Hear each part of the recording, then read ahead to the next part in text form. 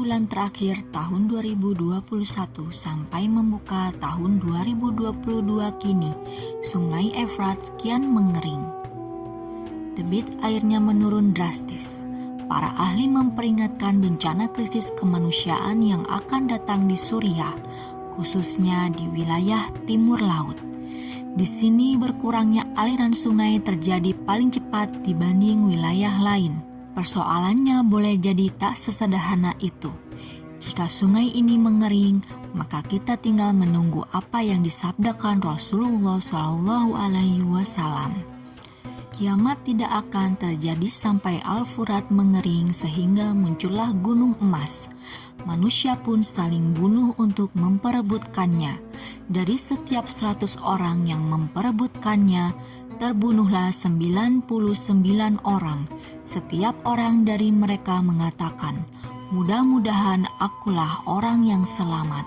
Hadis riwayat Muslim.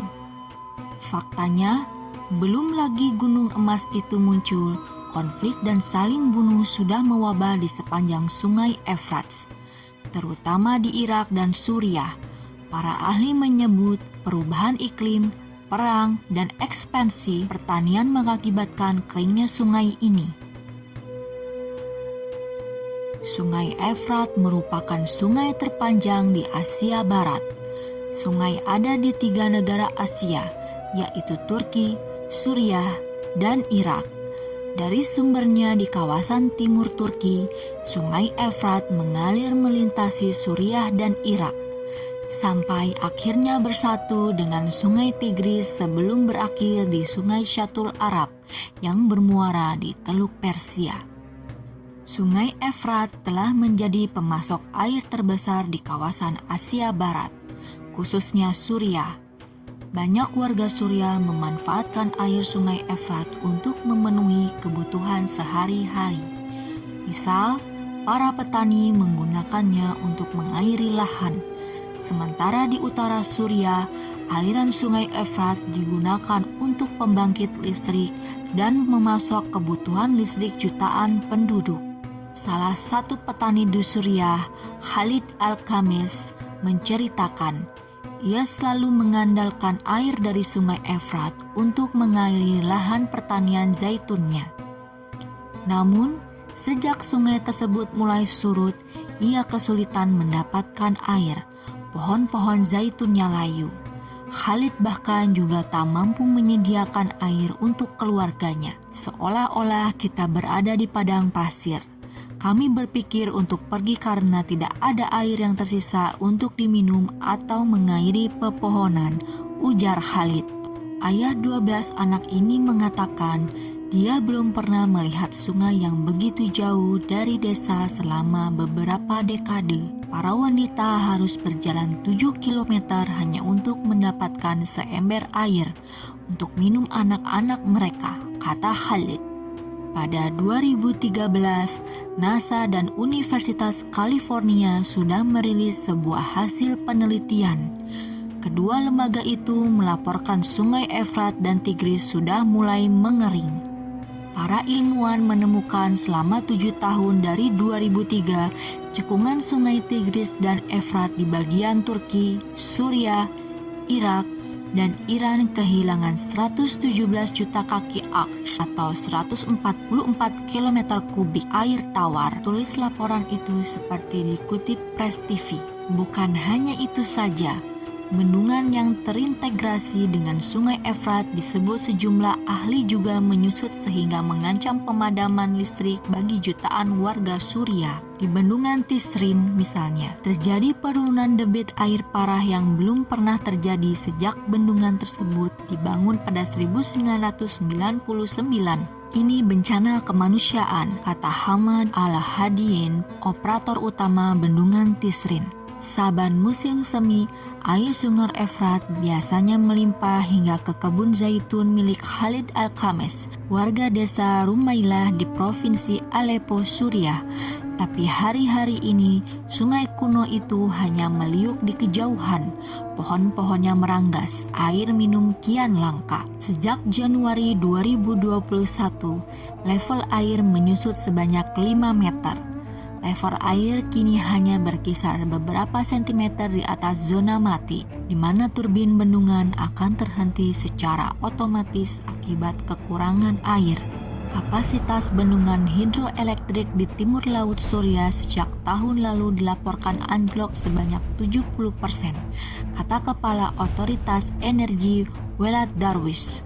Sepertiga stasiun pompa yang bertebaran di sepanjang bantaran sungai kini juga mulai kekurangan air atau bahkan mengering sama sekali. Organisasi bantuan dan kelompok lingkungan sudah mewanti-wanti petaka kelangkaan air yang menghantui timur Laut Suriah. Aliran air menyusut oleh kerusakan infrastruktur akibat perang berkepanjangan. Dirayakan sebagai sungai yang mengalir melalui surga Eden dalam kisah Alkitab, Sungai Efrat bergerak sejauh 2.800 km dari Turki, melalui Suriah sebelum bermuara di Irak. Di sepanjang pesisirnya bertebaran kebun-kebun zaitun, gandum atau kacang-kacangan yang menghidupi warga di kedua negara hilir untuk melalui masa perang. Gunung Emas. Mengeringnya Sungai Efrat ditengarai akan munculnya Gunung Emas. Namun, sebelum munculnya Gunung Emas, banyak orang yang mengartikan Gunung Emas yang disebutkan dalam hadis Nabi sebagai minyak bumi. Maklum, minyak bumi juga sering disebut sebagai emas hitam. Pada Februari lalu juga sudah muncul Gunung Emas di Kongo. Hal inilah yang mengundang sebagian umat Islam untuk mengasosiasikan kedua peristiwa tersebut sebagai tanda bahwa dunia akan segera fana. Hampir terbuka Al-Furat dengan berisi simpanan emas. Siapa yang mendatanginya jangan sekali-kali mengambilnya. Hadis riwayat At-Tirmizi. Dalam hadis tersebut dijelaskan tentang sebuah peristiwa yang terjadi di Sungai Efrat pada satu masa yang akan membuat geger manusia. Diketahui sejumlah peristiwa besar pernah terjadi di sungai itu. Di dekat Sungai Efrat terjadi peristiwa pembantaian keturunan Rasulullah Shallallahu Alaihi Wasallam. Hingga saat ini, peperangan dan tragedi terus berlanjut di daerah-daerah sepanjang Efrat. Jika membuka lembaran sejarah ke belakang, perang antara Irak dan Iran pun terjadi di dekat Sungai Efrat.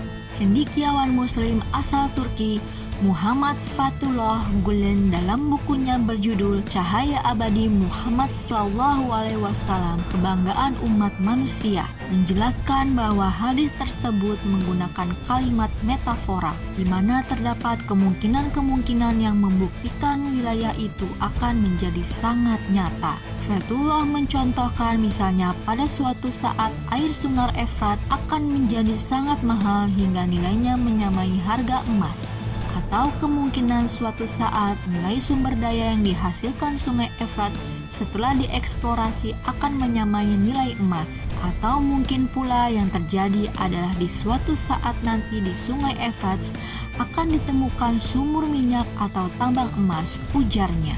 Tapi satu yang pasti, katanya lagi, yaitu bahwa penyebutan Sungai Efrat oleh Rasulullah ini sebenarnya menunjuk bahaya yang terkandung pada potensinya, sehingga menyerupai bom waktu yang mengancam dunia Islam. Karena Rasulullah bersabda di ujung hadis, siapa saja yang mengalaminya, maka jangan mengambil sedikit pun darinya, jelasnya. Menurut Fathullah Gulen, semua yang dijelaskan memang belum terjadi hingga saat ini karena semuanya merupakan prediksi masa depan. Kendati demikian, ketika menjadi kenyataan, manusia akan mengetahui kebenaran hadis Rasulullah SAW tersebut. Wallahu a'lam bishawab.